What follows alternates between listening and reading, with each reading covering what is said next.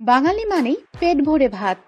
গরম হলে তো কথাই নেই, পান্তা হলেও চলবে, কিন্তু বেশ পরিমাণে ভাত খাওয়া ভালো নয়। জেনে নিন কারণ।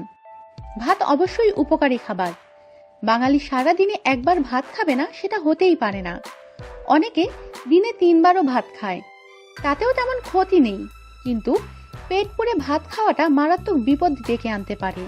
কারণ প্রথমেই জানুন, ভাত ওজন বাড়ায়। অপরিমিত ভাত অতিরিক্ত ওজন বাড়ায়। বেশি পরিমাণে ভাত খেলে অন্যান্য সবজি ও মাছ মাংস খাওয়া কম হয়, এতে ভিটামিন ও প্রোটিনের ঘাটতি হয়।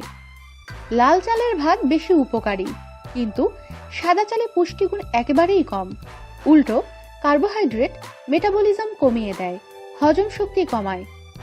বেশি পরিমাণে ভাত খেলে ঘুমের আধিক্য দেখা দেয় এবং ভাত খাওয়ার পরে ঘুম শরীরের ক্ষতি করে। শুধু ভাত নয়, চাল থেকে তৈরি যে কোনো খাবারই বেশি পরিমাণে খাওয়া ঠিক নয়। হজম শক্তি তো কমেই যায়, তার উপরে নানা রকমের হার্টের অসুখের কারণও হয়ে ওঠে। না না, তা বলে ভাত খাওয়া ছাড়বেন না। বাঙালি গন্ধটা তো থাকবেই, তবে খান হিসেব করে। আমাদের সাথেই থাকুন আর সাবস্ক্রাইব করুন।